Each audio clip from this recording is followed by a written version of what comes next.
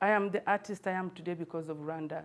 Of course, I got tools and skills from Uganda, but the artist that is very sensitive about situations, the artist that is very, takes a step back and listens more to the story, to understand that the stories that we receive are gifts. The artist that understands that the stories that come to us, we have to carry them. They are not just stories.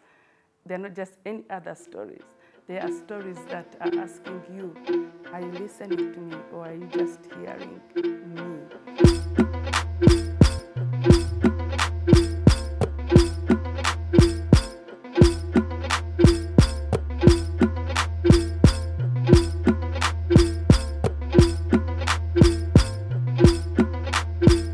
I think there's something in Rwanda that once you come, you come. It will hug you with love and you will stay. We came in 3 phases. My brothers came around 90 when they were in the RPF war. My parents came after the war in 1994. They came around 95. I came around 2000, and that's when I started Mashirika. I was actually, the way I came is that I was performing in a play at the National Theatre, and I was the director of the Office of Information. And at that time, I was acting on stage. A play was called Radio Mambo Bado, Radio Not Yet. And I was a Rwandan DJ in that production. And I thought I would go back after 2 weeks or 3 weeks. But I stayed, got married, got children, and here I am with the company. 23 years, so that's how I started. And for me, what I liked was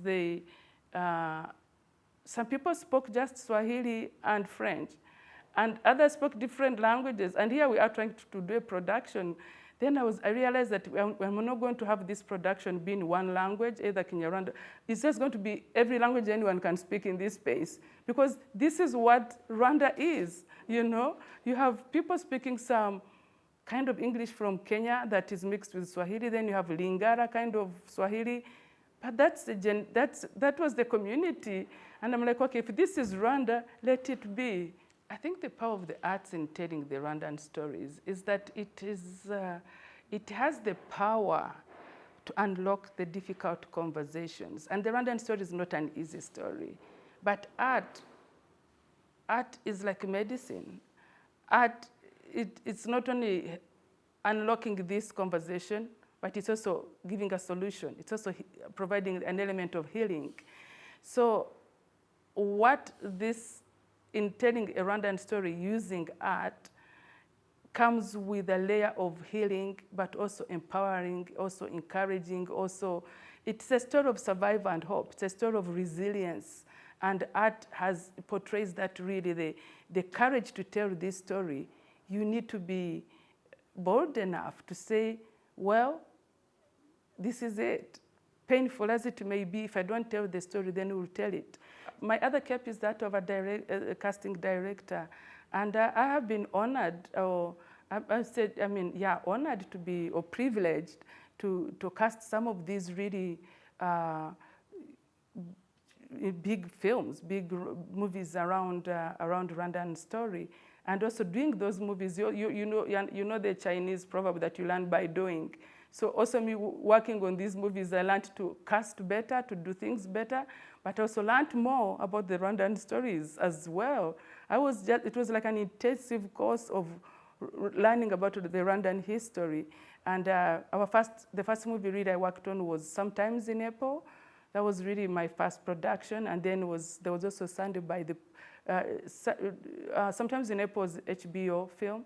The other one was also Sandy by the Pool. It was by Equinox Production in Canada. I did also Beyond the Gates, which was first called, produced by British Council, but BBC.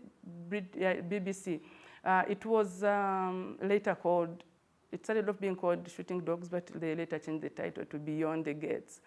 And the list goes on and on, but my recent one was in 2018. That's the time I last casted. It was called Our Lady of the Nile.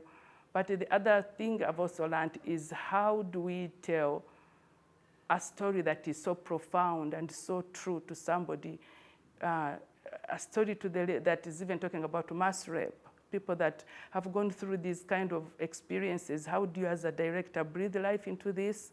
If you are never mass raped, how do you represent them? How do you step in the skin of this story? What are the stages you go through?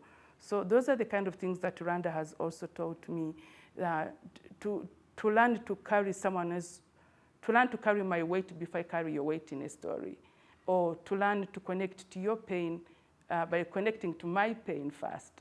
So to create that authentic connection of trust in telling this kind of stories. So those are the kind of things I've really learned.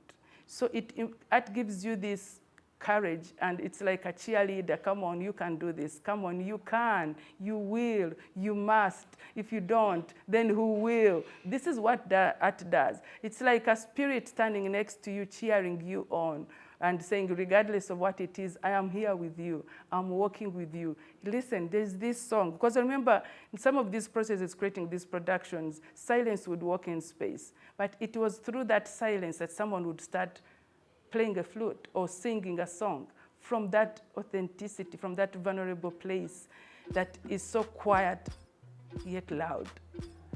Music came out like a flower growing, like a flower just coming to life from, or blossoming from a thorn. I think this is what I knew. This is what does. Art has blossomed thorns into roses.